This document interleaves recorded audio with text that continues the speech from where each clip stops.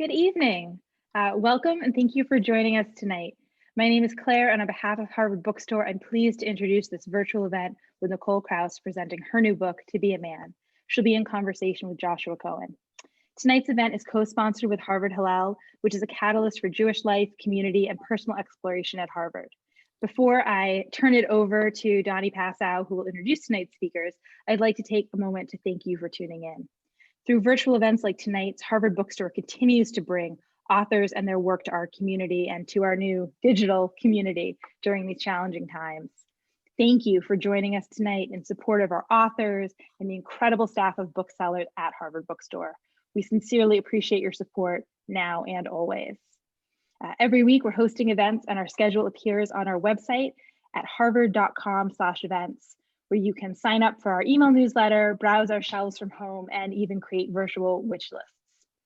After the introduction, I'll drop a link in the chat to purchase Nicole's new book.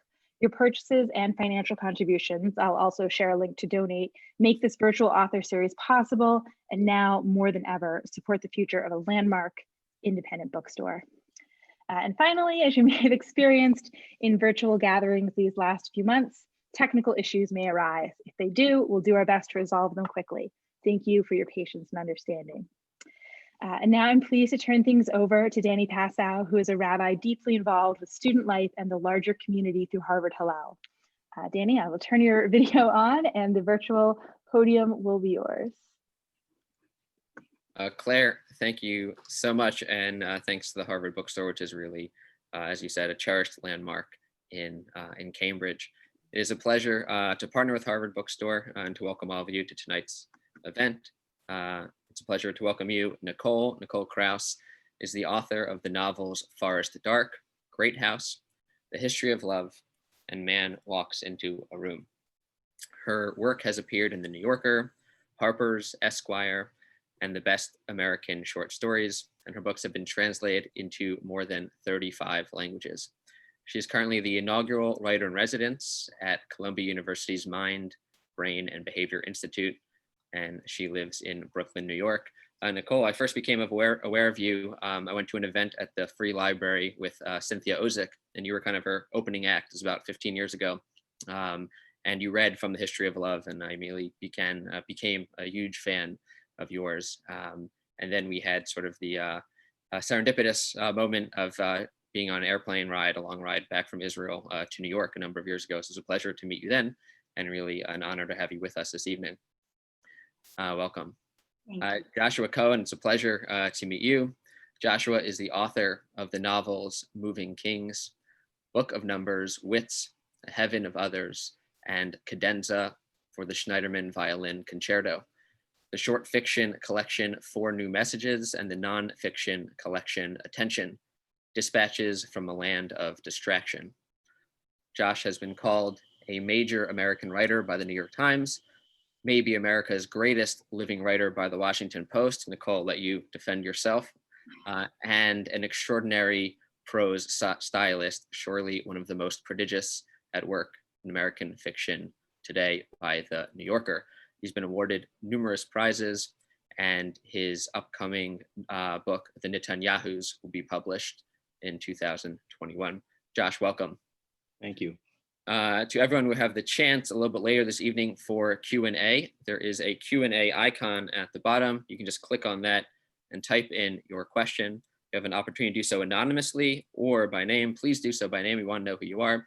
And then we will select some of those questions and invite you to actually become a panelist and turn on your audio and video and ask your questions directly to Nicole and Josh later this evening. But until then, without further ado, I'm going to turn the stage over to Josh and Nicole. Thank you. Josh, you want to start? Yeah, we're starting. So first of all, thank you for having me, the Harvard Bookstore and Harvard Hillel, and especially thanks to you, Nicole, for asking me to do this and for writing this beautiful book that I have in a completely kind of torn up version. When you first gave it to me, you were, I think it was a Word document, and you were saying it's called To Be a Man, and I thought it was an instruction manual for me. And, you know, so I eagerly read it, and I found out that it was much more than a Sub Rosa secret instruction manual to me. It was an amazing and heartfelt and beautiful collection of stories that feels like a collection of all of your, or many of your interests, many of your loves, many of your curiosities and sort of ambiguous zones of fascination, all in one cover, and bursting with all of your intelligence and all of your contradictions as well. And so thank you for it. I want to maybe just start out with you reading a little bit, if that's okay. Yeah. And just because I feel like if we don't do that now, we're kind of never gonna get around to it because I have a lot of questions. Yes, thank you. And I should also say that in giving you that Word document, you were also enormously helpful. It's very hard to find good, really, truly great writers to reflect back to you what you sound like and how you could sound better. So thank you for that. I am going to read from the last story in the book, which is the title story, To Be a Man. And this story has, for those of you who are all listening and won't know it, it has 4 parts. And it's told, the narrator is a woman in her mid-40s, and she's sort of looking both back on life and at her life right in this moment, at sort of this, these variety of experiences she's had with the men in her life. So the first part is about her father. The second part is about a lover of hers who she calls the German boxer. The third part, which I'm going to read from, is about her Israeli friend Rafi, who, like all Israelis, served in the military. He served in the Sayeret Golani, which is a kind of special forces unit, and went into Lebanon. And the very last part is the narrator looking at her adolescent boys who are on the cusp of manhood. So together they form a kind of, I hope, tapestry of I don't know, her perspective of the contradictions and paradoxes of the demands of what it is to become a man. So here she is talking about Rafi. This is a story that happened to him when he was a soldier. It had happened when he was an officer during the years that Israel had occupied southern Lebanon. His unit was given the assignment to kill the Hezbollah leader in the region.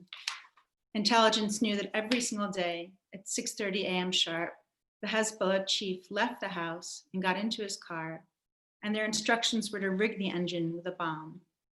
There were 15 men in Rafi's unit, and they were carried over the border by helicopter and dropped at a mountain hideout. At 10 p.m., they set out crawling down the mountain and through the fields. For 4 hours, they dragged themselves along on their stomachs until finally they arrived at the village. There was a UN convoy there, and the peacemakers were out laughing and drinking because the UN people were always happy, Rafi said. For them, it's just one long party. The unit slid past the UN tent on their stomachs and surrounded the house of the Hezbollah leader. As the officer of his unit, Rafi was positioned near the front door, and it was then, lying on his stomach, with his gun trained on it, while the explosion specialist disappeared under the car, that he noticed the pairs of children's shoes. 3 or 4 pairs lined up at the entrance, little rubber sandals just like he and his brothers used to wear on the Moshav when they wore shoes at all. No one had mentioned any children, though why would they have? Children had no value in the calculus of military operations or wars. And in all of his nearly 5 years in the army, no one had ever told him anything beyond what he needed to know, and he hadn't asked. About civilians, the question had only ever been, should you encounter one in your mission, what will you do? Of which the only 3 options were kidnap, kill, or let go, where no answer was right or good. And yet the fact that Rafi had not known about the children and was now lying 10 meters from their sandals disturbed him. At that moment, he felt a tap on his shoulder, and lifting his eye from the crosshairs of his gun, he saw the face of the explosion specialist, painted a dark green like his. The specialist gave him the thumbs up. The bomb was in place, rigged to go off the moment the Hezbollah chief touched his foot to the gas pedal. Rafi signaled to his men to retreat, and for 4 hours they crawled back on their stomachs to the mountain hideout, where they collapsed in exhaustion. By then, it was close to the hour that the Hezbollah chief left his house every day and got into his car. An unmanned aircraft flew overhead and provided grainy footage of what was happening on the ground. And at 6:20, the unit gathered around a display monitor and waited. There on the screen was the house they had left 4 hours before, dark and still. First, it was 6:28, then 6:30, then 6:35, and nothing, 6:45, 7, 7:15, and still only that haunting stillness. What the fuck, someone said more than once, possibly even many times. Intelligence had established that each day, without fail, at 6:30 a.m. sharp, the Hezbollah chief stepped out of his house and got into his car. So what was going on? 7:30 arrived and still nothing. Rafi radioed to the general of the Northern Command. Boxer to Code North, over, what's happening? Code North to Boxer, because Boxer was always the radio name of Rafi's position, the officer of the anti-terror unit. Code North to Boxer, stand by, over. Then just after 8, the door of the house opened and the whole family stepped out. Rafi, who was holding the monitor, felt himself grow cold. In the grainy picture, the father, the mother, and 3 children approached the car, opened the doors, and disappeared inside. The bomb was rigged such that turning the key in the ignition and engaging the engine activated it, but detonation occurred only at the first millimeter of movement on the gas pedal. At the first millimeter of movement, the car and all of its passengers would be blown to pieces. The doors of the car closed, and now there was a moment of stillness before the key was turned and the engine came alive. We have ignition, came the confirmation over the radio. The seconds that followed, as I remember them now, were the longest of my life, Rafi said. I sat watching and waiting in a state of complete and total horror. 1 second, 2 seconds, 5. And then after 10 seconds, the driver's door opened and the Hezbollah chief got out, bent over to look under the car and pulled out a chicken. It must have been a family chicken, beloved enough that someone in the car would have asked about its whereabouts before they pulled away. Where is whatever her name was? Look, she's not there with all the others. Or I just saw so-and-so run under the car. She hates it when we leave. She always does this.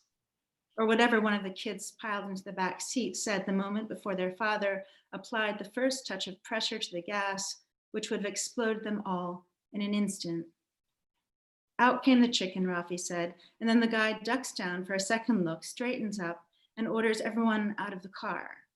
All the doors flew open, the kids tumbled out along with the wife, and everyone went back into the house.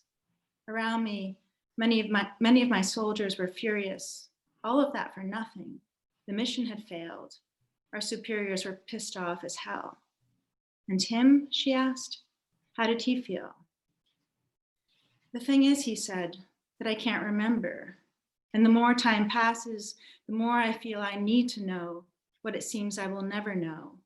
Whether I was relieved, whether I understood at that moment that the chicken had saved my life too, or whether I was no longer even an animal and had become a machine. So we're imagining applause now. Or just silence. Or just right. I think that that's a beautiful passage, and I think that a lot of when I read it, I had a lot of thoughts about it, and just hearing you read this now, even more. I think that this book is full of stories that that are told about and or by a woman who or a number of women who could be superficially said or to resemble you, or a reader would see a resemblance. It also has a lot of stories told by characters to that character, to a narrator or a protagonist.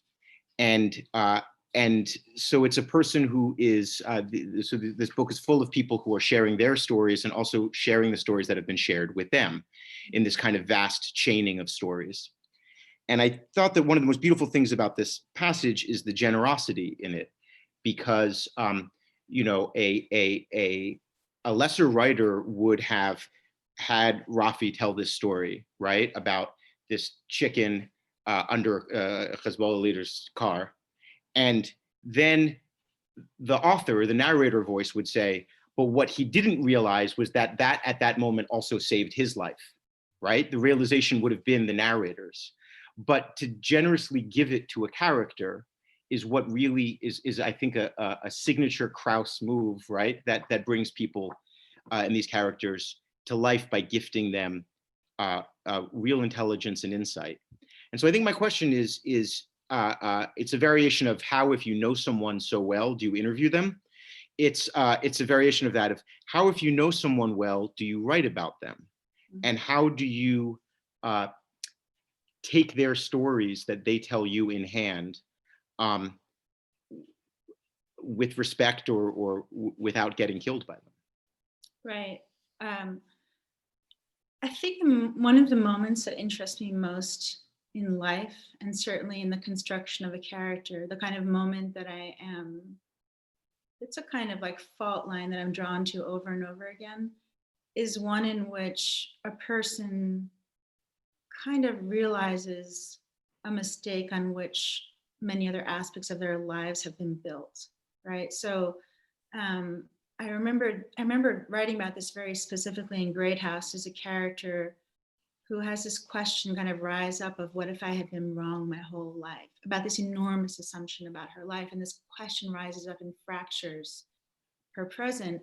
And again, when I wrote Far Dark, there's, you know, this character Epstein, who kind of very early on in the book realizes that in his effort to kind of have authority and be right about everything and to build this vast material wealth, in a sense, he realizes at 68 years old, after his parents died, that he neglected perhaps this other realm, for lack of a better word, the spiritual realm, let's say, right? And so I think that moment, I have a lot of tenderness for it, I think, in people. There's something about it's familiar to me and people I've observed closely in my life, perhaps most closely, the moment of kind of reckoning. And then what do you do with that, right? And I suppose the characters that I'm even more drawn to, not just those built in the fallen, are the ones who kind of accept that somehow, and it filters into the system and begins to transform them, even if it's really late in life. Like, again, in Great House, this tyrannical Israeli father, Aaron, who realizes he's been, you know, absolutely an asshole, in a sense, to his estranged son all his life, and, you know, almost too late, but not quite too late, realizes it. So I think with the story of Rafi, I mean, you're not wrong to think that it, you know, it was told to me. I don't know if you remember, but right before that story, and right before this anecdote in the story, the narrator says, so they're in a car, right? And she and Rafi are friends, and they're driving back from this moshav in outside of Tel Aviv. They've taken their boys. She has 2 boys, he has 2 boys. They're in the back seat. And she starts to say to him, the reason the story comes up is she says to him, "Oh, wait, people have been telling me the most astonishing stories." And I don't know why. And I don't know if maybe it's this look I have in my face of somebody maybe who's trying to work something out, something vast and fleeting that can only be gotten at obliquely, right? And anecdotally. Mm-hmm. And then he's like, "Oh, did you hear this one?" You know, so then he offers that. And I do remember the moment of like trying to recast and retell that story that was told to me. And I do think you know, obviously not many of the details are exact, right? It's not, I couldn't have made that story up. It is obviously one of those come from directly from life.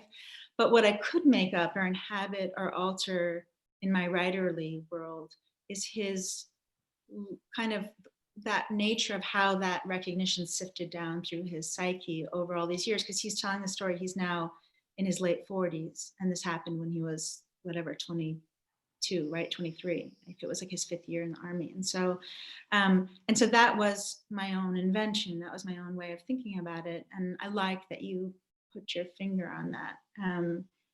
But I think it's what moves me, I guess, as a reader or in life. Mhm. Yeah. I mean,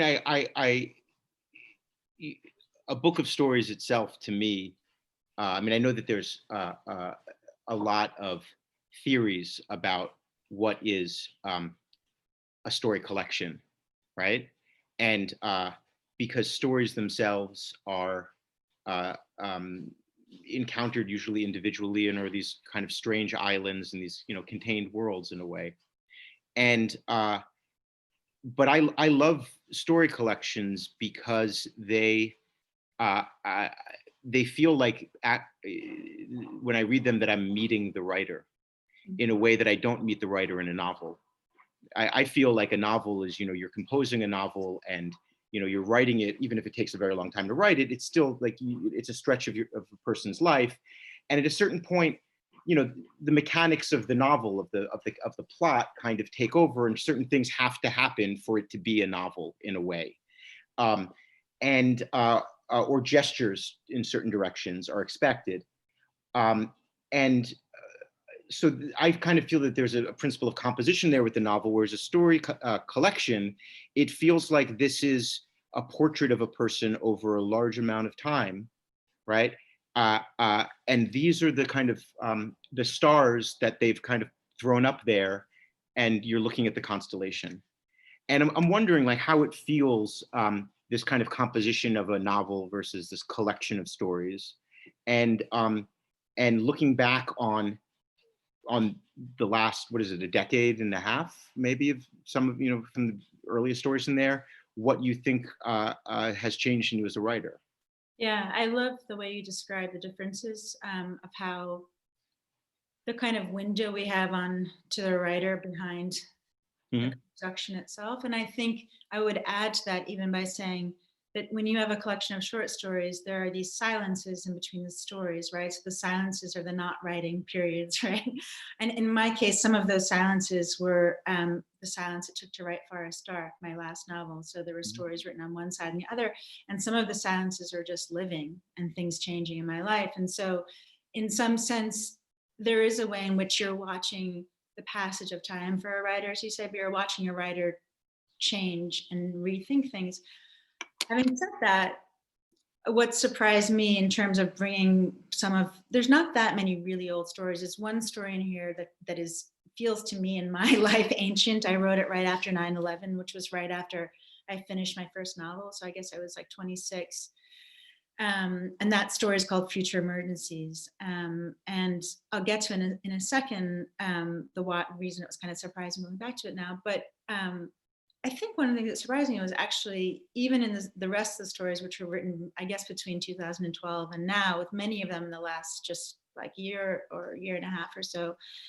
But through all of them, there are patterns, right? And I think this is also something that emerges as we get older as writers, which both of us are, me a little older than you, but you still getting old too, is that you begin to understand that even though stylistically, tonally, aesthetically, you are going to change, right? You're going to, as we've talked about, burn yourself down to the ground and remake yourself every time. And you don't want to hear from your old self.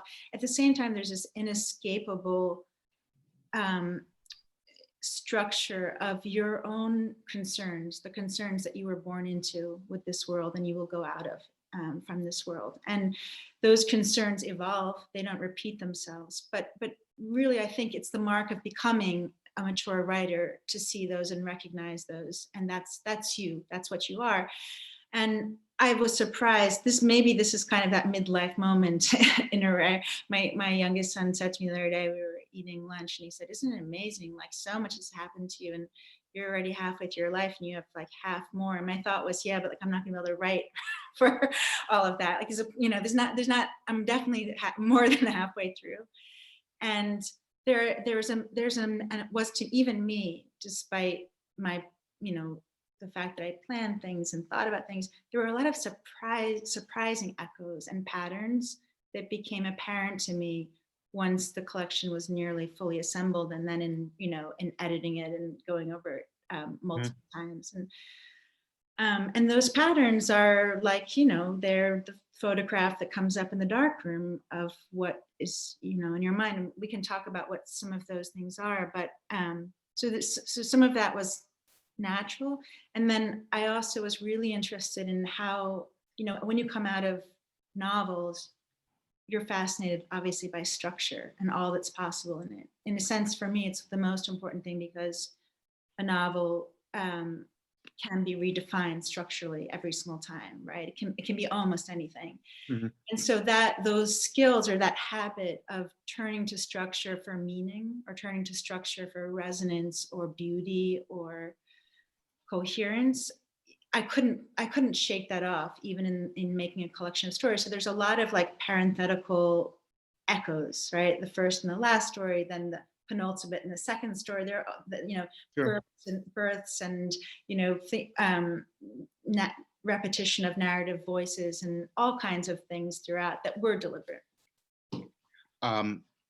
We'll talk about some of the patterns in a second. I want to remind people that they can ask questions by using the Q&A icon at the bottom of the screen. So if you have something to ask that I haven't asked, and you definitely do, then you should type it in there. So well, let's talk about a few of the things that kind of show up a number of times, and one of them, and I don't know if it's a pattern,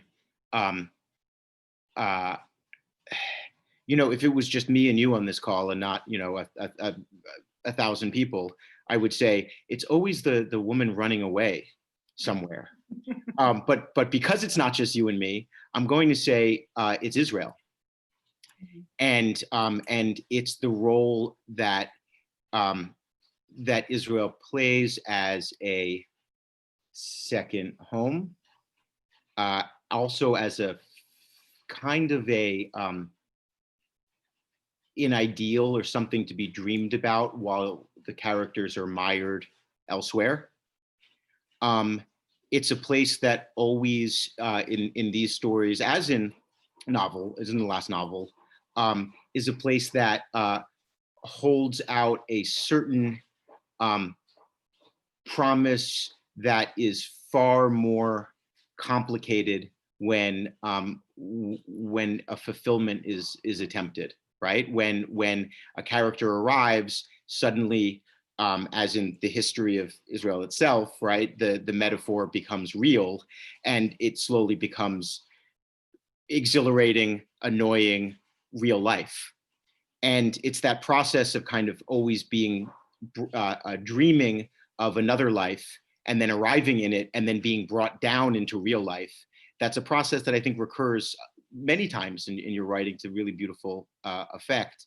And I wanted to ask you about it, both in the context of Israel and both just in the context of wherever Israel is not. Right.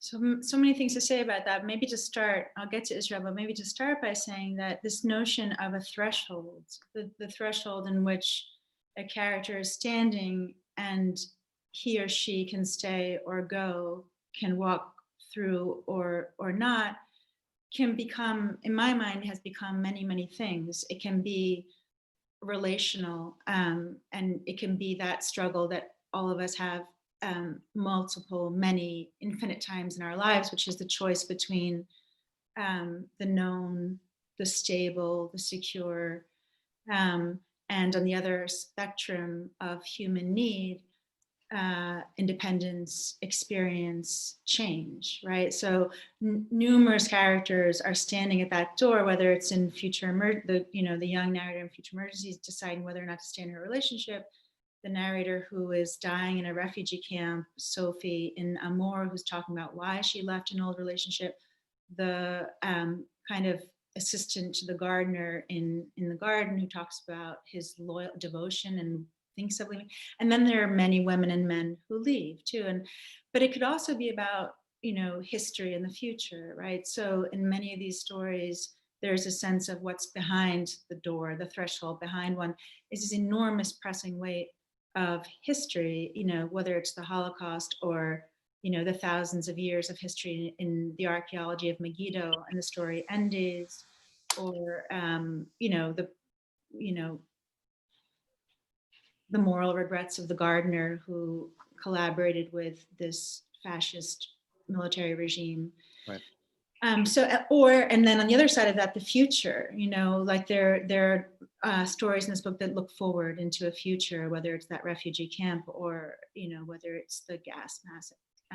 So all of those things I think are at play and then in some sense, there's a question of like in the threshold, can we occupy both?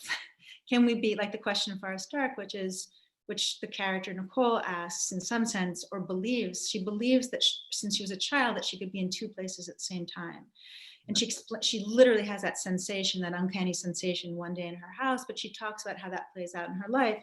And this brings me to Israel, because I think for me, because familially and geographically and personally, Israel has been the other place, right, in my life. It's like the one unifying geography of a family that's been fractured and splintered from every, place in so many different countries. And it is the sort of binding place. It has offered me as a writer a kind of not alter ego, but alter place, right? So where America offers me like all of the like kind of Pavlovian joy of self-definition and self-invention, right? Like that we can invent our narratives. This like really American idea, which I think in much of the world with their systems and history is like scoffed at, right? That you can become anything, you can change your life, right? But there's a joy in writing that. We've seen it on the page, for much of the last, century or more or two of American literature. But then in Israel, you have like the pressing weight of 3,000 years of history, while at the same time, there's a country that's inventing itself in the light of that or the shadow of that, right? But also you have, enormous surreality, as you know better than anyone, to walk down the street in Tel Aviv, extraordinary things happen to you constantly in a way that doesn't happen in New York, which is by comparison, a more conventional atmosphere, right? Or there's less belief, or there's less even, there's less desire for the absurd, right? And just, that's a whole other story about why Israel needs absurdity in order to survive. But anyway, those two places give me both possibilities. And, as writers, we want it all. One life is not enough, right? So we have to keep becoming and other more and more things and people on the page. Yeah, I mean, I think that one of the ways in which, if you're talking about like an American Pavlovian jumping up and down and saying yes to everything, right, and being able to self-invent and being able to self-direct and self-determine, the other pole of that in that enormous generation. So younger was Roth and the doublings, and what if there was another Roth who was peddling the theory of diasporism, right, and trying to get all of the Jews of Israel to go to Galut. But I think your position is this very interesting position of the threshold, of standing in a way that isn't a literary trick like sometimes doubles can become, and nor is it a I guess using contemporary language, a privileged idea that one can self-invent against history and defeat history, by one's own creativity. And so that threshold moment, or those threshold parts of life, really in this book tend to be, or in a number of the stories and stories I feel close to, including the one that you read from, really tend to be about relationships. When you kind of reach a certain point in a romantic relationship, when you reach a certain point in a marriage, when you reach a certain point where you can no longer recognize the self that entered into that. And and so I wanted to kind of ask here, what is your relationship to love stories? Why are you so good at writing the end of love stories, you know, or the disintegrate, the unloved story? And what do you think is different when you write about or think about writing a character falling in love or entering a relationship, or when you're kind of writing about someone coming out of one? Mm. Wow. I think Because the characters here are doing both. right. At the same time. They do both. So they do more leaving probably than they do staying, but I'm not sure. I mean, I mean, they do some leaving, but they also do, like the boxer, like the German boxer. They do some perspective. What's next? Right, but even in that story, that, you know, the narrator calls him the German boxer because she says she wants to keep a kind of ironic distance because she's recently discovered, like some Christopher Columbus of the soul, this new land of being unattached and free, right, and content. And I mean, I think again, you know, it's like a character who's completely content, who has no paradox or bone to pick or no longing.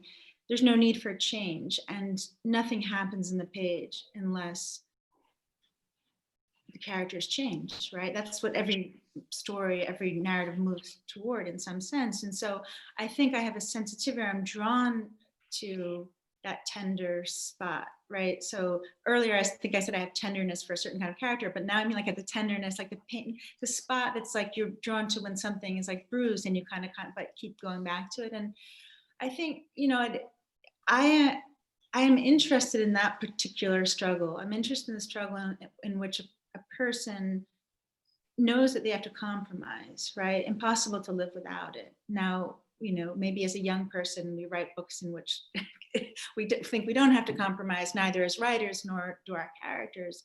But that, you know, that this compromise that has to be made in which a character either has to remain where they are and with the comfort of what endures, with all they've given up for that, or they are going to break that form and kind of have to go into the formless, which is uncomfortable, but all kinds of things can happen there, you know. And so I don't know. I'm not aware of like writing, you know, the breakup, so to speak, Right. more than I am, you know, the beginning. Do we have a note about time? Yes, I have like 20 more topics, including movies, the role of animals in this thing. I've got, but I'm told I have one more question, then we'll go to audience questions.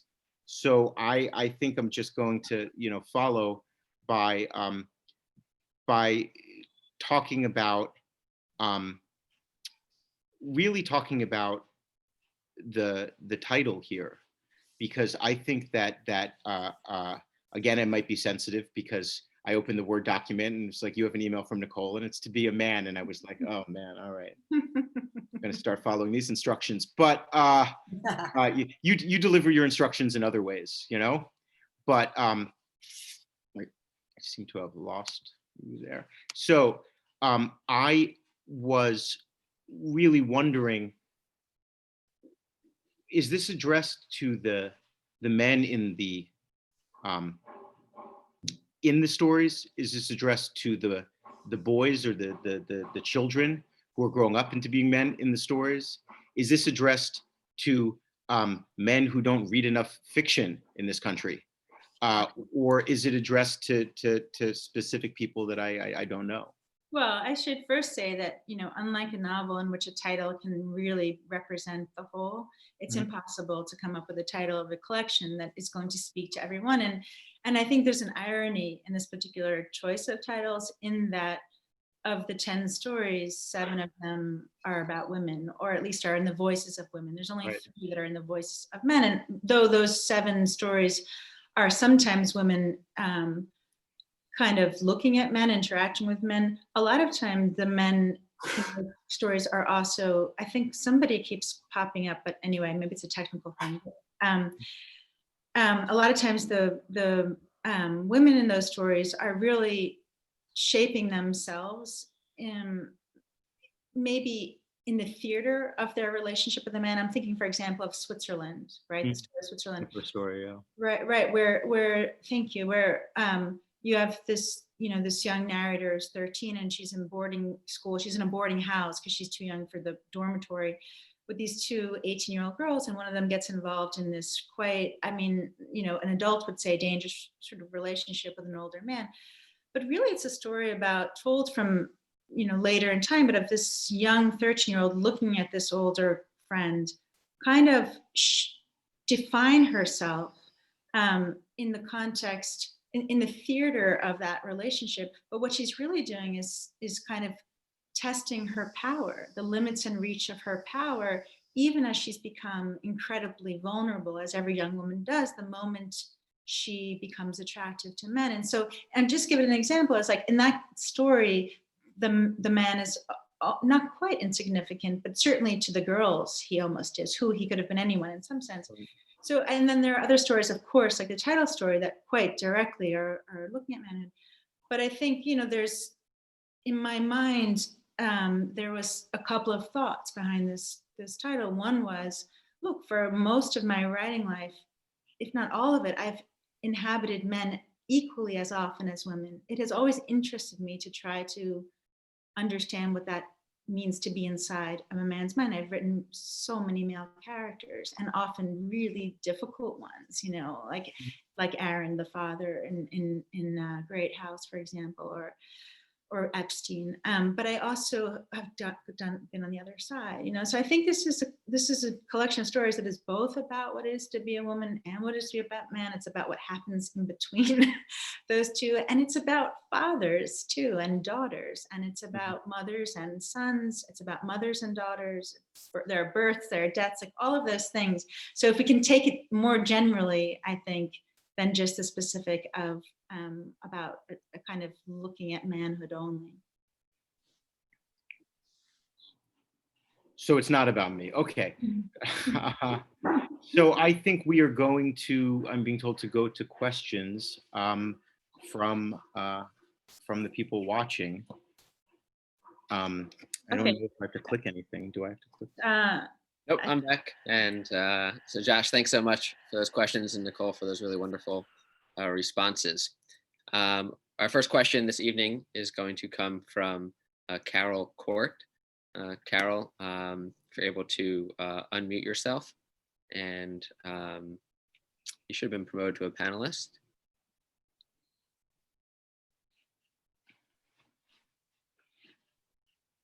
If not, we'll do that right now. One moment. Josh, say something funny, and then we can, go on for a minute or two. Say something funny. So yeah.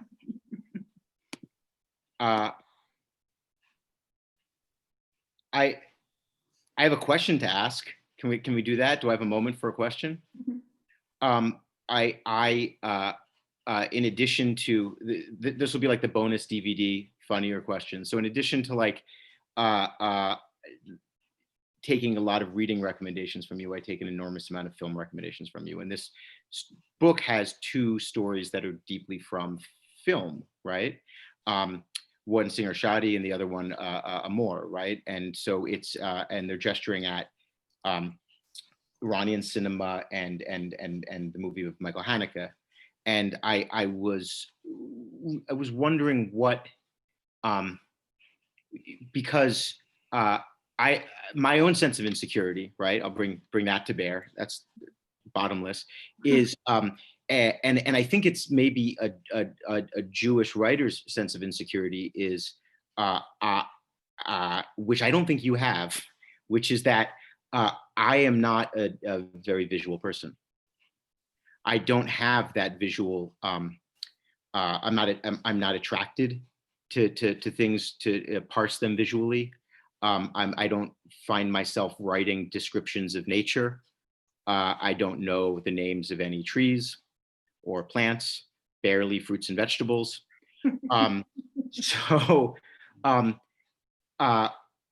what is your relationship with the visual? I mean, I know you studied art because you remind me of it all the time. So what? So what is the relationship to the visual and to movies in particular? I feel like that's like saying what's that was a great. I feel like I don't even need to say anything because that you just said so many nice things about me, and I should probably just leave it there without saying it, and not add for the audience sake that you've seen more movies than anybody that I know. And last night you happened to tell me that now that you've seen every movie that's ever made, what should you do with your life? So just want to add. What's a good question? Yeah. But I'll just do a really short answer because I know we're moving to the questions and answers, and I'll say. I don't know. I think that we have these innate things. It's a little bit like saying, what's it like to be a sensual person, or like I think we're each born with. Tell me. Right. And to me, visual things are the things that are burned most strongly in my memory, and so they're the first thing that I will go back to. So when I actually saw that film, Taste of Cherry, when it first came out, I guess it was 1998. And I was in London. I was a student there, and I went to go see it by myself, and I simply couldn't stop thinking about it for 20 years. Like that film haunted me for 20 years, and literally what haunted me was the actor Urshadi's face, which is basically on the screen for the entire length of the film. And so I ended up having to write a story to figure out what that was about. Hi, Carol. Are you going to ask the question? Yeah. My question. Do you have that there, Danny, the question? Can you? You can go ahead and ask it. Okay, I don't exactly know how I worded it, but as the question. But what it is when you write a short story that you really like, you felt that it worked, do you ever not want to leave that character and create a novel?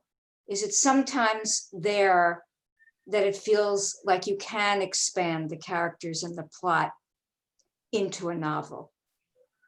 Or is it always that concrete kind of this is a story in a collection, not a novel? Right, it's a great question. So when I start anything, I don't know what it's going to be. So I've now finished 4 novels, and I've finished these stories, but I've started countless things, often which died and went nowhere. Some of these things stayed on my computer for years, and the beginnings of them then became novels, and some of them then years passed and I came back and they became these stories. So I should have mentioned that some of these stories were written with like at the beginning, and then 4 years would pass and I would come back. Yeah, and they would be worked out in the subconscious because I just wouldn't know where they were going. And so I think in a sense, your question about whether there's ever a character that there's more of in my mind or imagination than, and I've had to leave them in the story, that's not been the case for any of the characters in my novels, because there's enough stage time for them, or that I live with them for years. That has a lot to do with how long I live with them. And I do think that there are characters and there are stories that I could have made much longer works here. So there are things that particularly the title story, To Be a Man, I think I could have worked with those characters a lot more and the ideas a lot more and made a novel. But I guess just to end on this note, and this isn't quite what you asked me, but maybe it helps to answer.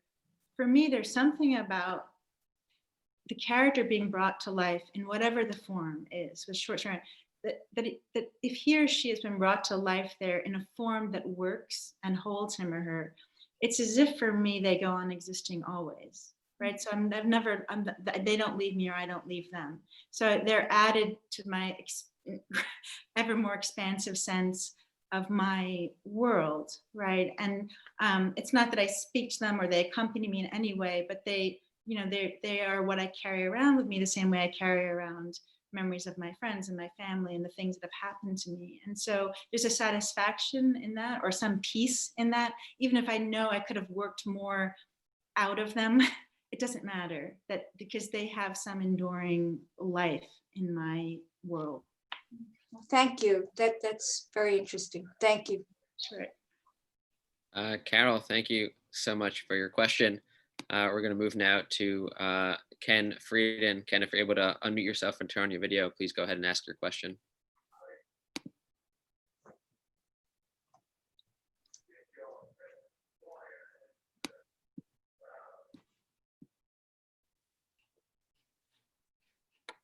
You're still muted there, but can you unmute yourself? Okay.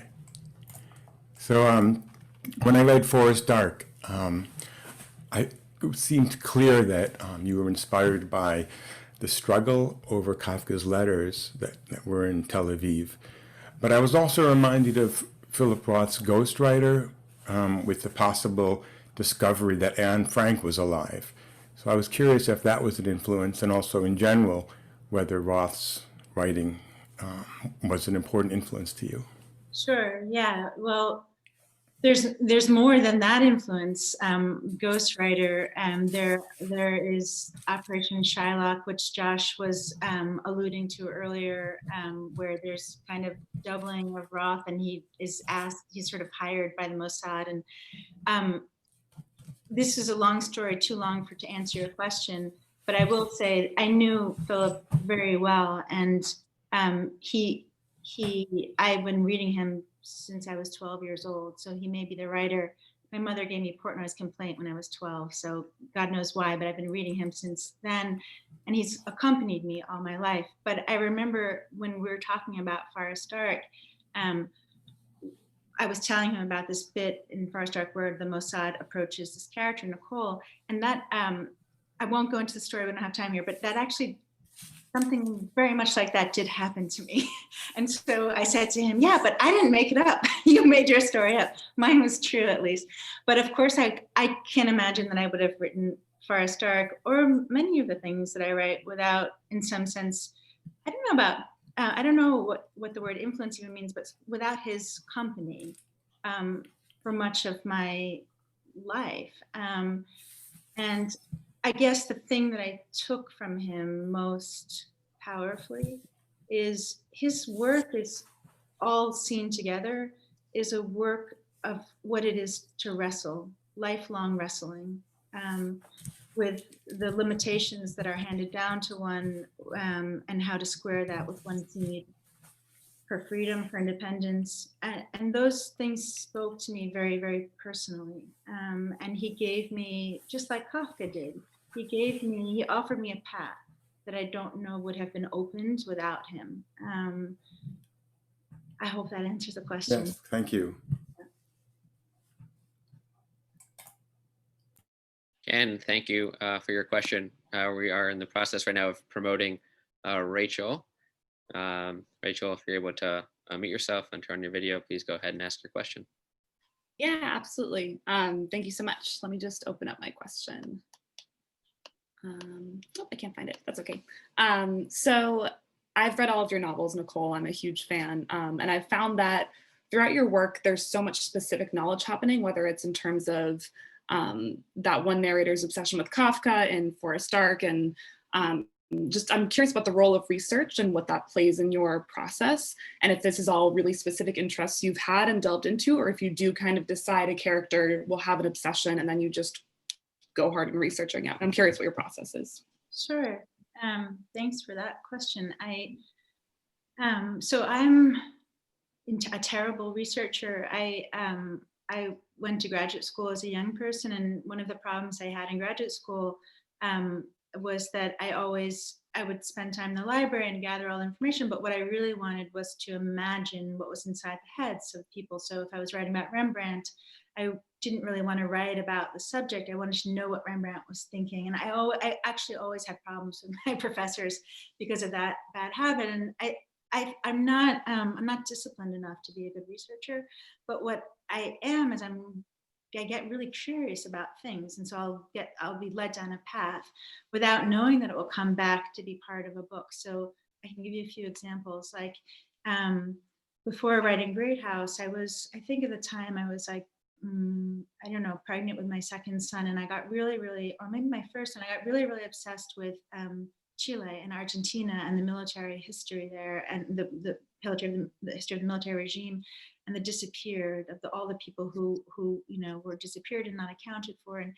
And I read so many books and saw so many documentaries about it, and I couldn't explain to anyone why I got fascinated with this really kind of grotesque, dark period of history. And later I started to write Great House, and this character, Daniel Varsky, this poet from Chile who disappears, became important. And so all of that research had been done. He came out of that concern that didn't have a focus while it was happening. And later I understood, oh, I think I'm trying to kind of deal with my own fears about what happened to my own family and the losses from the Holocaust. And now I'm having my own children, and all these fears came through in this fascination with this, like, difficult, dark history. And a character is born. And then other times, like, I don't know, I got really, there's a story in this collection that there's an archaeologist who has been excavating Megiddo, which is like the Armageddon, it's in the north of Israel. And there's just, it's for 20 years they've been excavating it. And when I was writing for Us Dark, I got really interested in David, the story of King David. And I read some books, again, not knowing what I was doing or why. And one of the books that fascinated me was by the Israeli archaeologist, Israel Finkelstein. And so when I was in Israel, I found him, we had a conversation, became friends, and he said, oh, why don't you come to my site? He's the one who's been excavating there. So I went and I took notes, and I was fascinated, and I forgot about it. And then years later, I found this notebook with these notes, and I was writing the story, End Days, about a girl whose parents get divorced. And so Megiddo came in, and I think part of being a writer is learning how more and more to put in constellation the things that you are fascinated by, the things you want to play with or you can't let go of or don't let go of you. And all of your writing life is kind of like a reordering of those things until you find the metaphor that works or the construction that works, where you bring Megiddo, the Jewish Orthodox divorce ceremony, the get, together with wildfires in California, and then you have a story, you know what I mean? But all of those interests came out of authentic curiosity or fascination or whatever dark ghosts guide us toward what we become obsessed with. Thank you. Yeah. Rachel, thank you so much for that question. I'm afraid that is all the time that we have this evening. Nicole, I want to first thank you, and Josh, thank you for this wonderful conversation and for these profound and in-depth answers. And thank you so much to our audience for joining us. In terms of Harvard Hillel upcoming programs you might be interested in, which will be going up on our website shortly. Next Thursday, we'll be hosting Lloyd Blankfein from Goldman Sachs. And then on December 1st, a panel with Martha Minow, Rabbi Joseph Pollack, Dr. Susanna Heschel, and Noah Feldman. So you can check out our website in the coming days for information on how to register for that. And those are open to Harvard students and also to the broader public. With that, I also want to thank once again the Harvard Bookstore for co-sponsoring this event and for making this happen. And I'm going to turn it over back to Claire for your final announcements. And good evening to everyone. Thank you so much, Donnie. And thank you so much to Josh and Nicole for a really wonderful conversation this evening. We were so excited to have you with us virtually tonight. And thanks to all of you out there for spending your Wednesday evening with us. You can learn more about and purchase Nicole's book at harvard.com or via the link in the chat. And on behalf of Harvard Bookstore in Cambridge, Massachusetts, and we want to wish everyone a great night. Keep reading and wear a mask. Bye. Bye-bye, thank you.